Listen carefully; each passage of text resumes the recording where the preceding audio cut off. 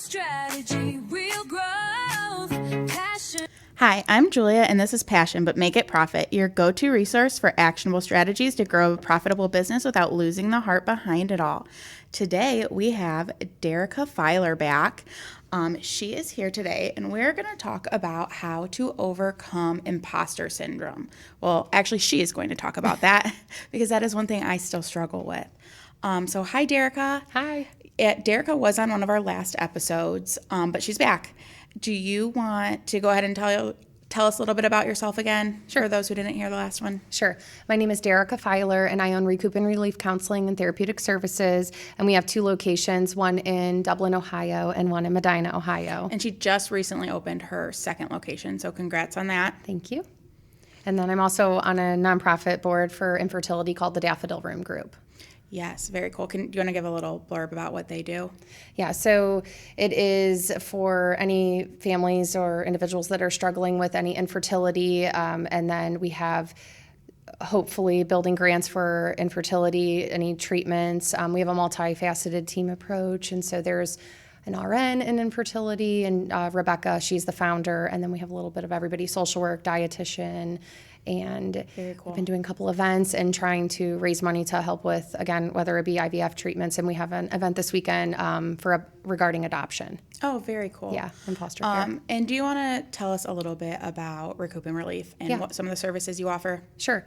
So Recoup and Relief is my therapy practice in Medina, and we accept insurances, mostly all of them, including Medicaid and Medicare, and all commercial insurances. We also have self-pay, and we have a handful of therapists that are there. I want to say we have about 12 on our website, which is just recoupandreliefcounseling.com, but we offer individual therapy, relationship therapy, parenting, child therapy, as young as typically around like 5, anywhere through end of life.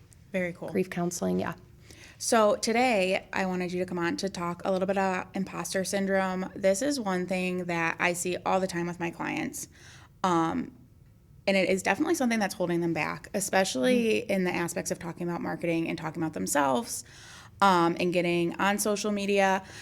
It's like, why would you want to listen to me? Like, why would people trust me? And I even feel like that sometimes. I think that that's something I have struggled with for a long time. I'm getting better. But I just know a lot of entrepreneurs, especially, are struggling with imposter syndrome. Yes. So I actually went back and listened to your original or your initial podcast in doing my research to come on here and talk about this. And when you said, like, how am I even qualified to do this? I was, because when I first met you, I actually wasn't there, so I didn't hear your whole story. So I never knew it this whole time. Oh, that's funny. So I was excited to listen to it. And the one thing that you mentioned about when a lady came in and was like, oh, do you do wholesale? Yeah. And you were like, yes, we do. Like right there. But did you feel like an imposter? I mean, 100%. Yeah. I don't know if you figured it out. Does that count, though? Because I actually was an imposter. But everyone kind of is to an extent because you don't know what you don't know and you figure it out. And so it's really all about growth. And so if you're feeling like an imposter, it's because you're growing truly. Yeah. You're not going to, like if it's something you've mastered originally, you're like, okay, like, yeah, I've done this. Oh, I started a podcast. Oh, so like now you feel confident about it as the time goes on, but you figured out how to sell your clothes wholesale. So then when somebody asks you a year down the line, you probably confidently were like, yeah, I did do that. Yeah. See? Yeah. So I guess it does stem from somewhere. And I mean, I know that this is something that kind of goes across more than just business owners, because I have a friend who, truly one of the smartest people I know, she's in clinical research, and she recently got a management job. And it's just like talking about like the interview process and everything. She's just kind of like, well, I don't know. I don't know if I'm really qualified for it. And it's like, no, you are. Yeah. You have everything they're asking for. Yeah. So like, why do we do that landed to ourselves? the interview. Yeah. Right. Yeah. And so if you think about the ways that like you are sitting in rooms, I think like a lot of times when we're sitting in there, you almost like disassociate or you depersonalize and you're like, oh wait, how am I here? And like like honestly, when I started going to networking events and they're like, oh, what do you do? It's like, oh, I'm this, or I'm a social worker and now I own this business and it's grown. And so you think like how you think in the beginning, originally, but then when you think about all the like trials and tribulations that are now under your belt, you can confidently say that. But it really is a lot about growth, if you think about it. Yeah, I mean, that makes sense, like, because anytime you're growing, Yeah. it's a little bit uncomfortable. It's uncomfortable. There's a growing pain. And then you have to think too, like, what part of you internally or in your mindset or your brain, like, do you kind of like revert back to like childhood Julia, childhood Dereka, and like how do you view yourself? And so I'll share this. So I applied for Goldman Sachs, and I was telling you that before. And so I just got accepted. And when I went to the interview, I was totally fine. I was confident. Like I knew I had everything on paper. Like they already knew everything about me. So I was like, I don't know what they're going to ask me, but I can answer questions about myself. So I did. And as soon as I left the room, I still felt fine. The door shut fine. I made it 2 steps out of there. I've never had that experience. And I was like, oh my gosh, I felt like a 10-year-old girl. And I was like, I kind of wanted to I literally wanted to bawl. And I'm like, what happened? Like I was fine and now I'm not. And like, I know this stuff like the back of my hand. They didn't ask me anything outlandish, like nothing deep.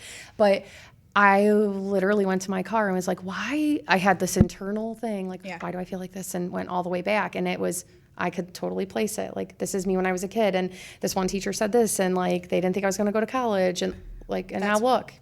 That's wild. Yeah. And it's very interesting to hear this from like your perspective, just because you are clinical, you are licensed. And it is. And I was just in another group, we were talking about like bringing personality into your business and like how your personality in your business versus how like people perceive you. Yes. And there is so much of that. Like when you start talking about that, you really have to address how people perceive you. Yeah. And how that has affected you your whole life. Yeah. I had a lot of issues. I was 25. I was 24 turning 25 or 25 turning 26 when I opened my store. And pre-kids, I always looked younger. There were several times people thought I was like a teenager working there.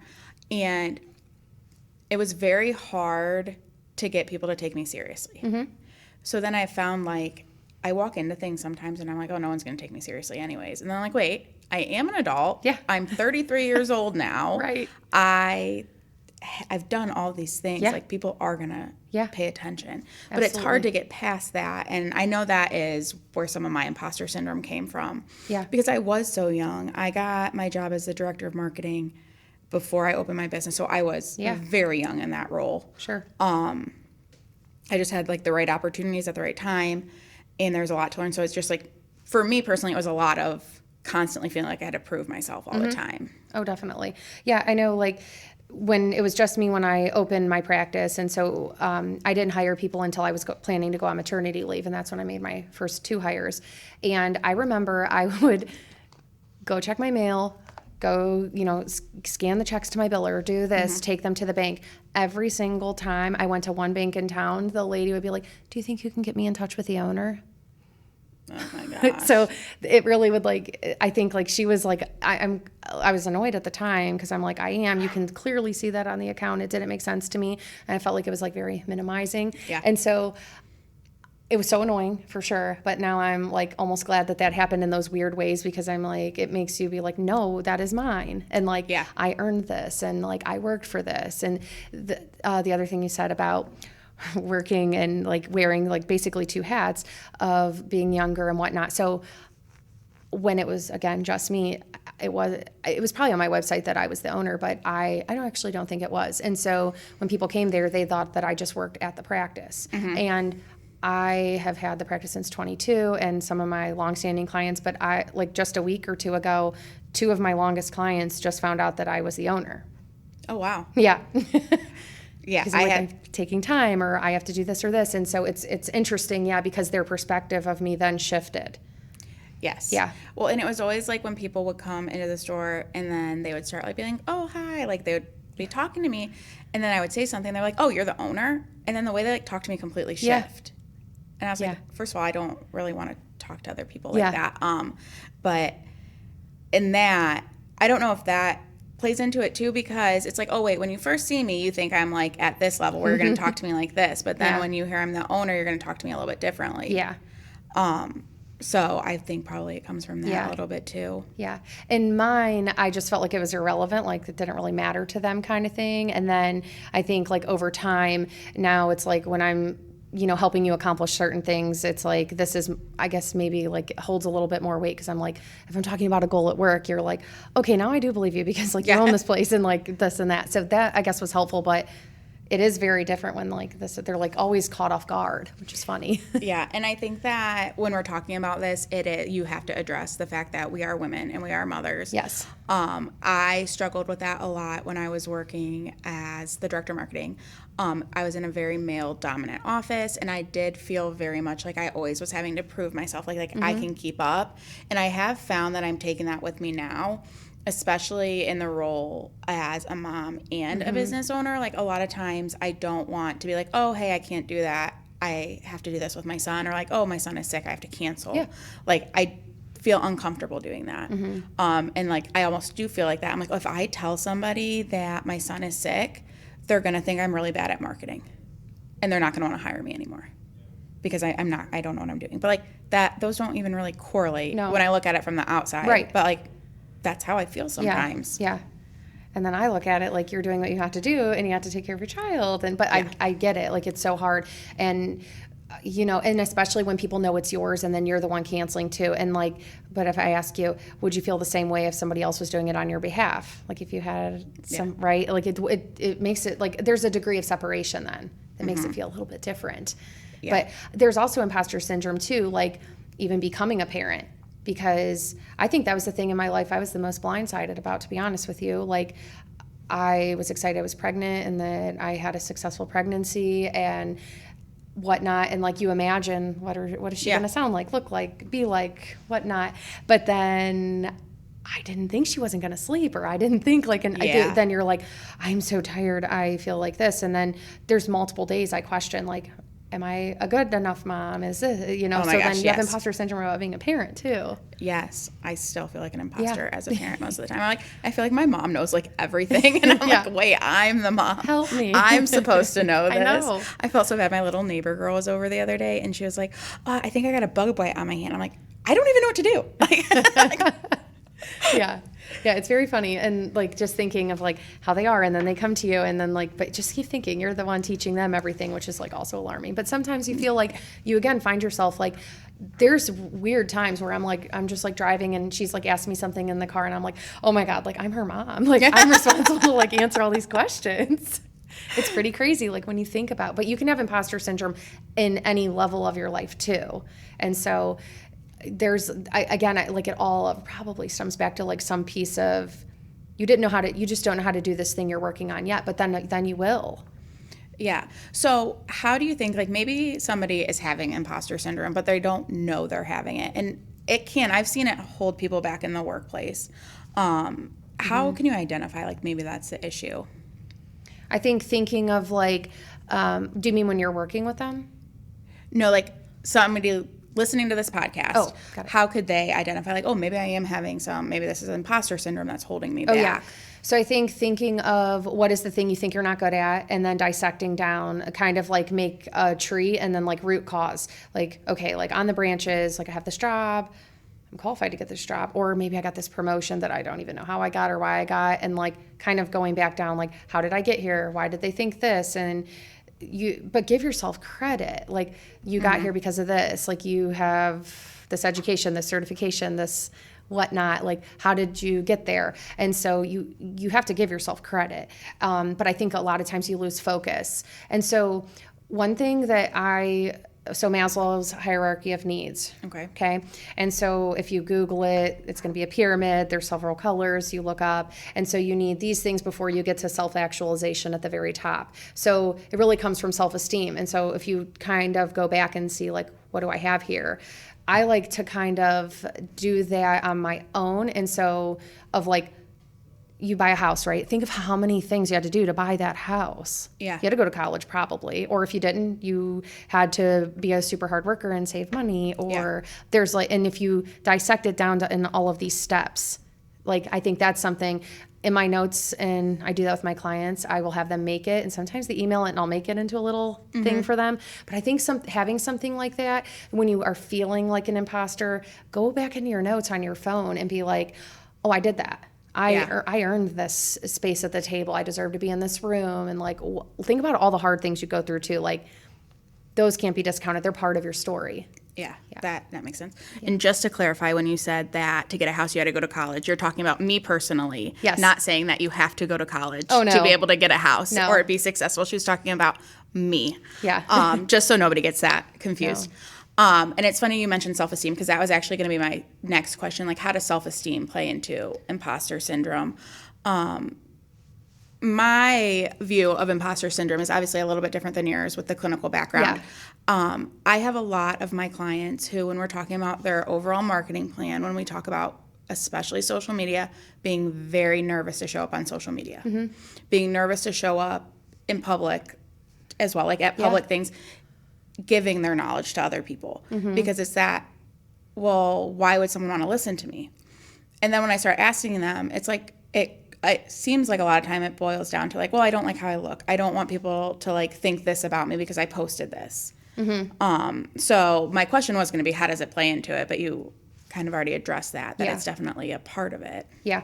And so if you're going to show up on social media or different things, like think about the content that you're absorbing, or like things that you're hearing or reading or viewing, and you can learn so much from people, and there's you can learn something from everybody, truly. And so if they can just think about like, this is what I bring to the table, or like people will like their personality, and like that's why people pick podcasts that they like to listen to, because they like the interview style. And you mentioned morbid, like there's something you like about that, right? And so it's the way they show up. I have to go back though. My husband also did not go to college, because now I feel bad. No, I just wanted to make sure that it didn't come across like you were saying that, because I knew that's not what you meant. That you were talking about me. Just wanted to clarify, because sometimes it gets a little bit confusing when you're just listening. So when imposter syndrome is what is holding you back, because you just don't feel confident enough to get out there. And like if my friend, if she was letting it hold her back, like she wouldn't apply to the job. What are some ways that you can really overcome that? Is it going back to working on like self-esteem issues, or is there something more? I think so. I think, again, figuring out like what the root cause is, or like, why is it that I feel this way? Is it an attachment thing? Is it because is it a male or a female interviewing me? Like, was it my old boss? Is it this? Or am I going in blind to like a different company? And so thinking like, what are those things? Because those are perceptions that you are having, but it doesn't mean the other person is too. And so I'll give like this random example, but like when people are scared to like social anxiety, or they're like, I'm nervous to go out, like I don't want to go out to eat by myself. And so I'd ask, Julia, if I told you to go to Panera and you had to eat a meal by yourself, would you be like dying to do it? Or like you'd probably be like, I don't really like want to. I do it once a week when my son's at now it's enjoyable. Preschool. Yeah, because you've learned peace. But like when I've worked with kids going off to college, they're like, I don't want to go eat. Like, what if I don't make friends? And that's a huge and validated fear. But then if I said to them, hey, like you're going to walk in there and you see a person sitting there eating lunch, do you ever think twice about it? They're like, no. So again, it's that perception you have in your head about like, I would feel weird doing this, but it doesn't mean that somebody else is thinking like, oh, Julia's not qualified, Dereka's not qualified. Like we're actually the ones with the thoughts. So like the work has to come from within for imposter syndrome, really. So I think it is a lot about self-esteem. Yeah, and that makes sense. And that kind of also goes back to like your feelings are valid, but your feelings aren't truth. Yes. Feelings are not facts. I feel like I say that all the time. Feelings aren't. I say that to myself all the time. Yeah. It's like your feelings are valid. Yeah. But is it a fact, or is it something you're making up? Yeah, making up. Yeah. When I think that there's probably a healthy amount of imposter syndrome that everyone's going to feel, because like growth is uncomfortable. Absolutely. And you need that. Where is the line between like being a healthy amount of imposter syndrome, or where it's like you really need to probably work on that, maybe find someone to talk to? I feel like if you are truly like impostoring so much that like you're making up like how you're able to be there, or you really don't know how to do the thing that you're doing. But if you're just like, I don't know this fully and this feels like uncomfortable. So I guess like figuring out, deciphering like, am I uncomfortable, or I'm like so lost and I need help, and I got to figure out how I need help and what I need help with.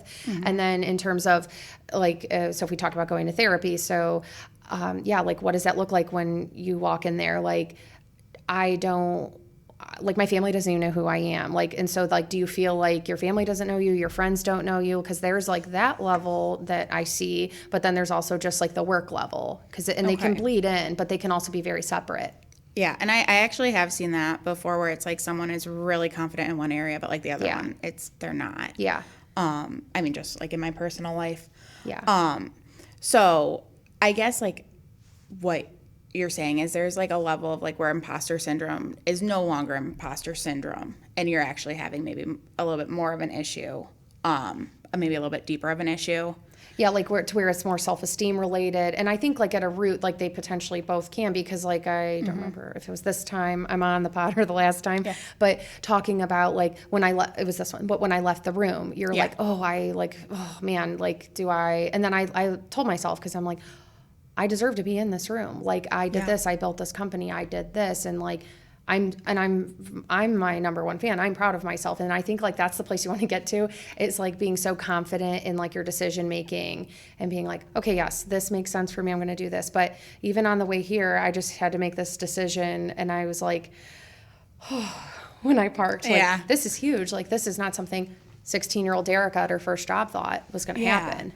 Yeah. So, I guess what I'm hearing from you is there's like the healthy, and then there's maybe an unhealthy of like the imposter syndrome would be along the lines of like when I was talking about my friend, like she hit every single qualification, but like if she would have truly just been like unable to apply to that job, that's probably where you're going to want to deep dive a little bit more. Yeah. And why can't you apply, or like and I think you'll find a fear at the root. Yes. That makes sense. Yeah. You'll find more of a fear, and then you'll then know when those things happen, like how do I address those things? And so with like every feeling, I always say that like here to here is like your internal thermometer or your temperature gauge. And so like, do you feel anxious in your chest? Like, what does it feel like? Do you get a hot back? Do you feel tingly? And so like, what is your body telling you when these things come up? That might be that's the way that you're checking in on your nervous system and in your actual body to feel what's coming up for me. Is it mentally, or am I having physical symptoms and sensations from this thought too? Yeah, and I think that I've heard other people talk about too, like have like a folder or something on your computer, or like you can have a physical one, where you have like a couple really good reviews. You have like your actual credentials. You have like everything. So when you're going into that and you're feeling like, why would I even be doing this? Like you can go back and look at that. Absolutely. And I think a lot of times people get like very caught up in what they do as well. And I see this with my clients, especially people who have like a very specialized area. They're just constantly saying the same things over and over. So it's coming so like second nature to them. So when they go to like teach it to someone, they're like, well, everyone should know this. Like everyone already knows this. Like why? What I'm telling them is common sense. But it's like, it's not. It isn't. And I find that even with myself, like talking about social media or marketing, it's like, well, doesn't everyone know that? Why would anyone want to listen to me? And then it's like, wait, no, take it back and like look at some of those reviews. Yeah. Somebody who's gone from like never even posting on social media, they're not going to know. No, and that's a great point too, is like whatever aspect they are trying to grow in. And like, again, that's why I like doing the Maslow's for yourself, but having that, like, whether it's those reviews or whether you bought a house or you bought a car, or like, and you have to maintain the car, you have to still pay for it, you have to have insurance. Like there's so many levels that like give yourself credit, like you earned these things and you have to continue working to keep them too. Yeah. And so like, that's like a great little personal file to like have. And that's a good point too. Like, not once you get to the top, you don't just stay there. No, you gotta work to stay there. You'll it's plateau. Not like you don't just like, okay, cool, I can take 10 weeks off now. So if you're still at that point, you're doing something to be there. Right. Oh yeah, it's constant work. And you know, this is like so random, but there was on Amazon Prime, there was Glitter and Greed, a Lisa Frank documentary. And I had it on in the background one night when I was working on notes and stuff. And they essentially said that like, you have to keep working. Like you get to a spot, but like even Lisa Frank, if she had to keep working, then like we all had to keep working. Like you have to maintain that level and like keeping people happy, whether it's a customer or a client. And like, again, how is that happening? And like you said about the reviews, I think even if it's getting people to like give you feedback, whether it's like via text or email, like following up with them at the end, and maybe learning to like also ask like about constructive criticism. Like yesterday I had a client that I work with that got transferred to me, and she didn't want to come, younger, and then I just built rapport with her and whatnot. And then by the end, I asked one of those questions that typically I would ask at discharge. And she was like, this session was different because I like this because. And so I asked those things. And so now I know I have that growth with her to be like, okay, these are the things she liked. And because, and you know, you have to treat each customer for you different, and like they all have different needs.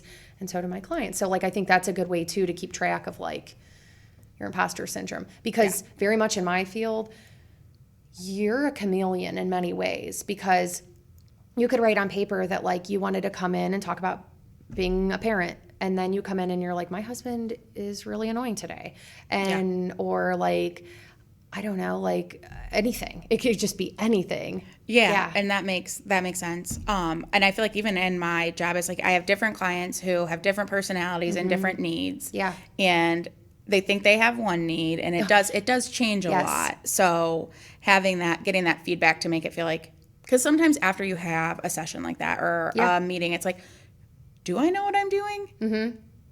So at that, I think that's a really good piece of advice too. I think so. Yeah, just because you're like, you think you're going in with one intention, or like when people are going to coaching and consulting, I'm famous for it. I like go and I'm like, okay, this is like where I'm working on. I want to do more consulting. And then I find 10 other holes, and I'm like, well, hold on. We're going to do these first. And same thing. I mean, it's the same thing as like with mental health and like everything. You, like when I went before, like struggling with infertility, I went and I was like, I'm going to go to this place. This is what I'm going to talk about. And like, I had all these things. And then once I like dumped everything out, I'm like, okay, there's 100 buckets here of like all this hard stuff. And so you have to work through so many things to like maintain or stay at. And like, we talked about Thanksgiving. I don't even care about Thanksgiving that much, but like that was a whole session one day. Like so random, but you don't know what you need until you're like there, even sometimes sitting in it.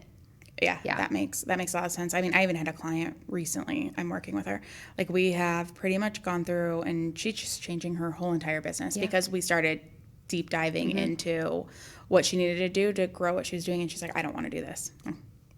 Good to find out now. Yeah, I'm glad. We'll figure out something different. So you did the aerial thing with her then. That's exactly what I did. Sometimes and looked at it from an outside. I told her what needed to be done, and she's like, I don't think I want to do it. Yeah. And I'm like, that's totally fine. Let's figure something else out. Yeah, and I think that's like what's so important is like asking for help and like doing coaching, consulting, therapy, like whatever of those annexes you need to do, because sometimes it's like helpful to have somebody else that's unbiased but that's just hearing your point of view, and it's something that's in here in you, but you can't hear it until like you spit it out, and then they're like, so this is what I'm hearing you say. And you're like, I guess so. Yeah. And this does feel like a little bit of a tangent, but it's pulling it back to what we started with. It's that taking it from an outside view, taking what somebody else is saying, whether that's positive or something that is constructive, and putting it in that file. So you can go back and look, and like even you're talking about the client changing what she wanted, or like even I could feel like this about the client that I had that is changing everything. It's like, shoot, well, I'm not doing a good job if she doesn't want to do this. But you can put that back in, and then hopefully I'll come back in a year from now and she'll be thriving. And it's like, look, you thought you were failing, but you weren't. Yeah. And then that's just something really good. And like with the client you were talking, the client you were talking about, this is what I did. Look, I had somebody who came in. It wasn't the norm. I felt a little bit off, and this is what I did, and I still did a great job. So that kind of ties that back to the making sure you kind of have your credentials and everything. Oh, yeah. Just like in a little brag book. Yeah. For yourself just to look at. You do, because sometimes you're just like, oh, gosh, or like, how am I here? Like even those days. Yes. And you're just like, how did I get here? And like, you got here because it was a ton of work. That's exactly how you got here. Yes. And I know people are feeling it. You can't let it hold you back. I think this was a really good conversation, just talking about some different things you can do to get over that and to even recognize if you're having it. Yeah. I think that this was good. I think people are going to have a lot of takeaways again, just like the last episode with you. So thank you so much for being here. Do you want to tell people where they can find you online? Yes, you can find me at www.recoupandreliefcounseling.com, and you can find us at the Daffodil Room group on Facebook and Instagram, and Recoup and Relief on Facebook and Instagram. Awesome. And do you treat only in Ohio? Or Yes. Okay. Ohio only for clients. Yes, thank you. But you share a lot of good information, so you can still go follow her because she shares some fun stuff. And I am Julia, and you can find me on Instagram, TikTok, and Facebook, all at Just Flourish Marketing. And you can find us on our website, justflourishmarketing.com. Thank you guys so much for listening. Have a great day. Passion for making profit. Simple strategy, real growth. You are watching WCTV, Wadsworth Community Television.